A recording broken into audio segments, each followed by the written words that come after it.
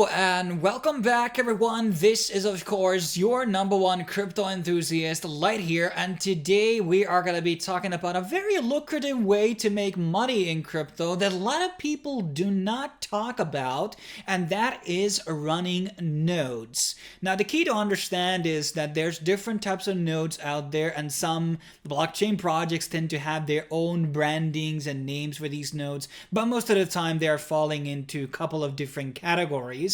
First, we have normal nodes, which are usually run on testnet or mainnets. These are permissionless. Anybody can basically run them if they have the exact hardware, basically. Then we have nodes that are being sold on sales, like Gala nodes, Myria nodes, and a couple of others come into my mind.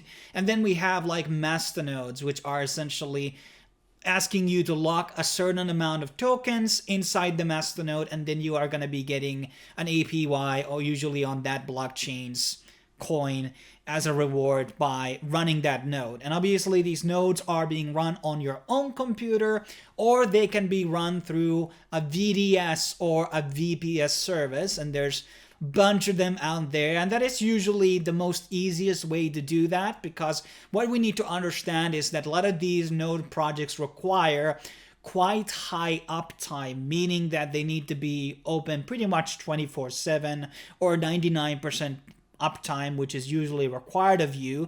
So usually the idea of running it on your own computer due to the hardware requirements and electricity requirements may not be an option for many people. And that is why VPS services are very easy to use and quite convenient and easier to set up versus running the node in your own computer. And that's what we're going to be talking about here today. And obviously the newest kind of the trend is that by running nodes, you may be also eligible for a lot of airdrops.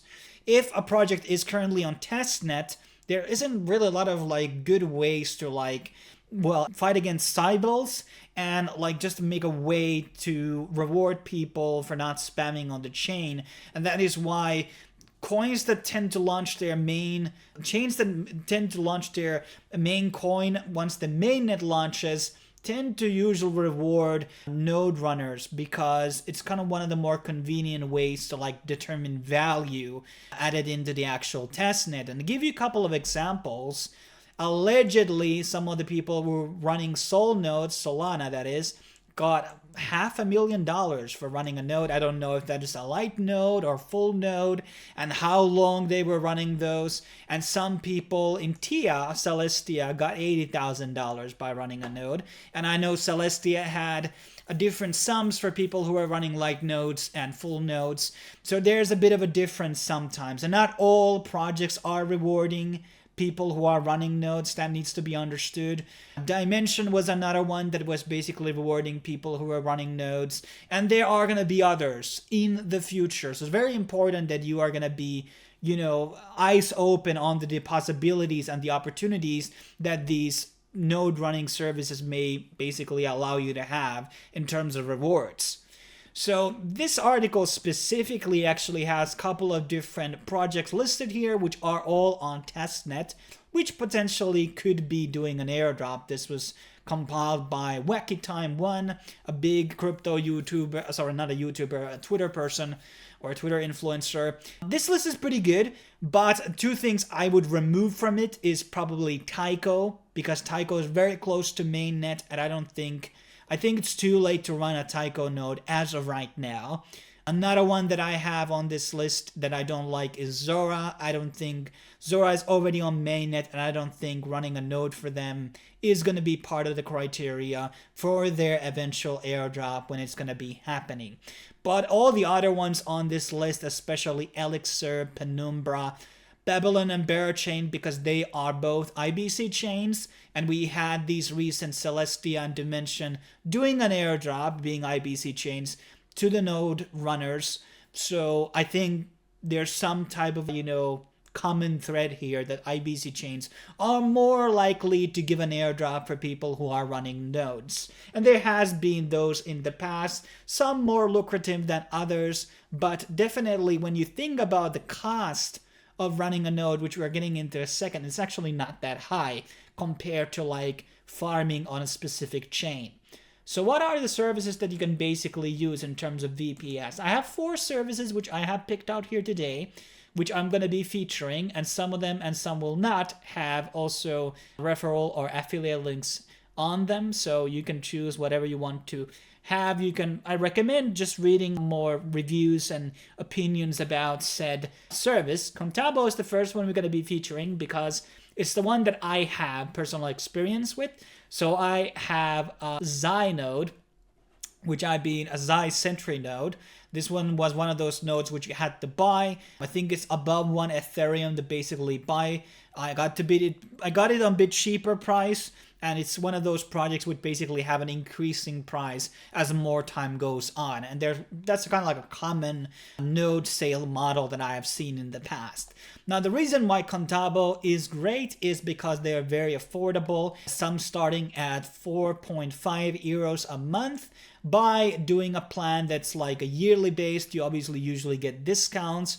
And remember, once you get the airdrop, you can stop running the node, okay? Or you can just start running another node in case they do airdrop and they're not going to be doing anything. You can use the same VPS to basically deploy another thing.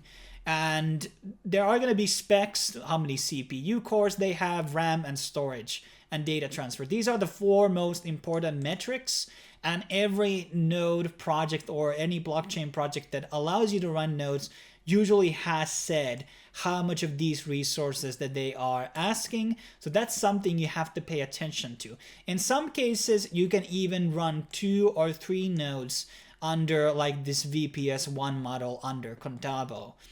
And I believe also Contabo they don't actually accept crypto, but they do have PayPal, Visa, and American Express. But Contabo is one of the more common ones that you hear being featured on a lot of these VPS guide videos that you see on YouTube. Another one we have is IAZ. This one is also very cheap, especially, and remember when you take a different region, the prices actually change. So for example, here we have Vienna and Paris, and they are a lot more cheaper. We have Stockholm here, which has €1 a month. This one doesn't have as much, power, but there might be some nodes you can run on these specs. So almost always pay attention to the actual server location. Usually it doesn't matter much, but try to pick out something that are more affordable. And I think this one also was accepting, well, they have a lot of different payment methods, but these guys don't also accept crypto. Then we have Vulture, which is probably the one that you might have come across the most because a lot of people like to shill this one. And these are also pretty good, and they also accept Bitcoin payments, but they are more on the expensive side. They are, I think, maybe around $10 to $15 depending on the model you're going to be choosing.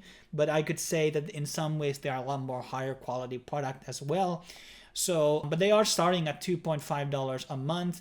There's a lot of, what type of package you usually get to customize a lot of these things, what is included, and etc. And so this is another option. And then the last entry we have is one that is specialized in crypto called NerdNode. They are not the most cheapest one, but they automate a lot of the process here, and they do have dedicated support, fully monitor, auto updates, guaranteed earnings, and they are only hosting for certain specific projects like Gala Films, Planetary Last Expedition. We have Myria nodes here and Gala stuff, and they might have some stuff in the future and did have some other stuff in the past.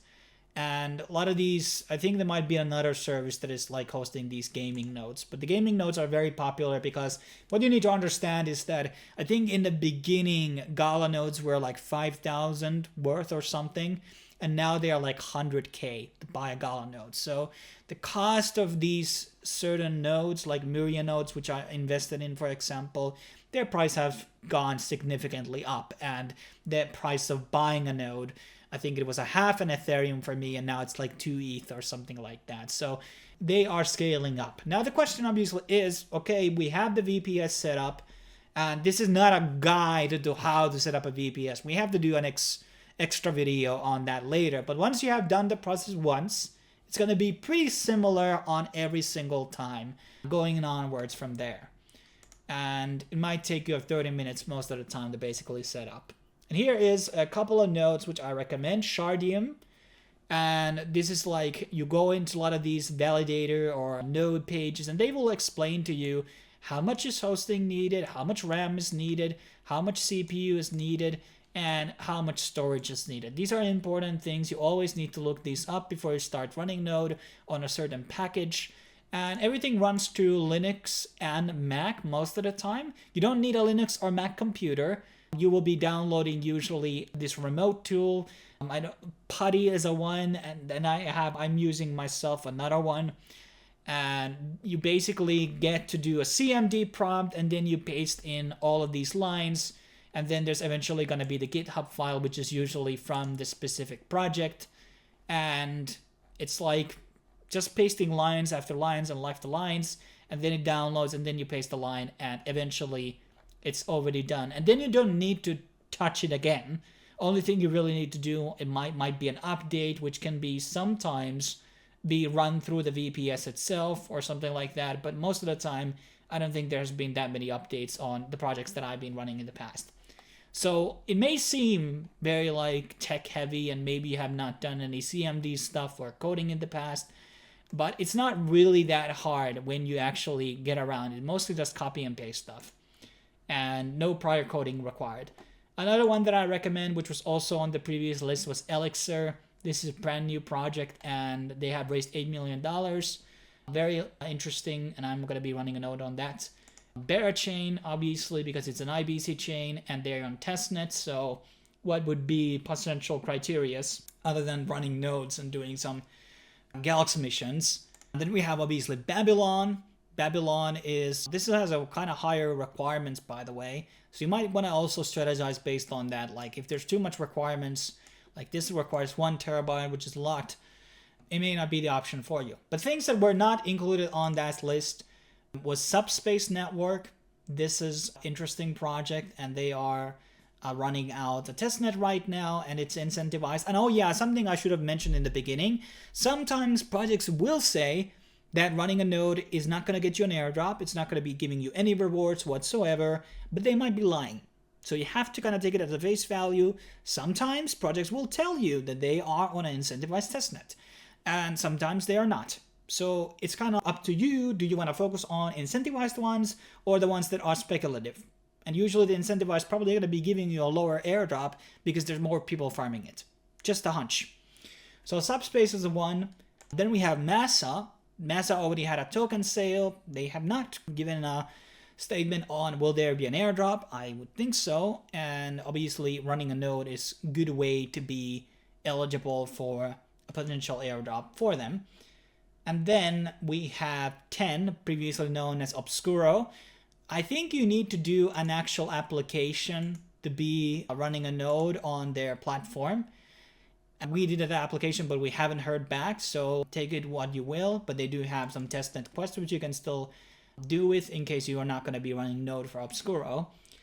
And then we have Fuel Network, which is something I want to cover in a future video. There doesn't seem to be any testnet missions for them at this point, so I guess one of the big things have to be running a node as of this point. And here are some requirements. It seem to be very that hard, to be honest, when you look about it. And then lastly, we have Morph L2. And this is also running a node. And this is just like touching the grass, or whatever's the saying. There are a lot more other nodes out there which you can run on testnets for projects which might have an airdrop coming. Two things I also want to mention here who don't have a lot of money or time.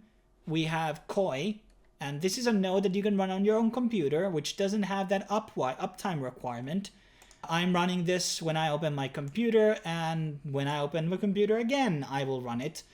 And basically, it gives you testnet tokens for free, and then these rewards tokens you can stake. And this will give you more rewards, and the loop goes on, basically. They also have a referral program. I'm going to be leaving my link down below. Koi is also a partner of CoinList, which makes me bullish on it. And that's the reason why I basically decided to download it. And it's a great node to run because it's You don't need any specific. It's just like an X file that you install on your Windows, and it just click next, next, next, install. And then it runs, and then you create your seed phrase, and then you just like run the node like this, and it's not even driving like a lot of like computer resources or anything like that. And you're going to be getting these tokens, which are probably going to be having some type of a play into the eventual airdrop that they're going to be doing once their mainnet launches. So this is another one. For people who are hunting new nodes to buy, we have HighChain, which I did mention their email campaign at some point in one of my airdrop videos.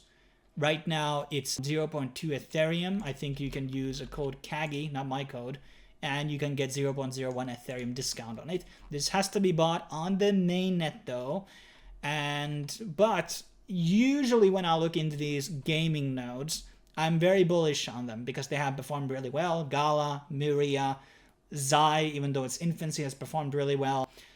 And then we have, well, Gunchilla, which I also bought into. So I'm probably going to be buying one of these HighChain nodes. I don't remember what was the initial price at 0.17, at least was one of the prices at some point. And as more keys are being sold, the prices will go up. So that's something you need to understand here, is that there's going to be a scaling price on this one. And there's going to be more of these gaming nodes being sold. And they are run mostly the same way as a lot of the other ones. And sometimes they might even sell nodes which are not even real nodes. They're just like staked NFTs or something like that. I think that was the case on Chrome or something. But I don't really have much else to add, just to say nodes are potentially very lucrative. They can make you really, really good money. Usually when they are included on Airdrop, the node runners are getting more than everybody else. Just saying, in case of Tia and Solana, those node people got really a lot of money, in DIM too. So if you have the time, if you have the expertise, there's no reason not to deploy a couple of these, nodes. They're not really that expensive in terms. If you contrast it into mainnet farming on Ethereum layer 2s, there's going to be gas fees, $30, $50, and $50 is going to be running you a node for a year with some of these services. So, and on that time, you can run potentially multiple nodes depending on which projects are you going to be investing in, and etc. But I'm going to be wrapping up here. You can find all the links down below, and you can leave comments down below for node sales and what type of nodes you are running or what nodes you are thinking to run for a potential airdrop. But these are becoming more increasing potential criteria, and it's actually a good criteria because it's not so easily spammable, and there's like some type of a money invested in there, so it's gonna be cybled as easily as in some other testnet tasks. But thanks for watching, guys. I will be seeing you in the next video when it will be dropping out. Cheers.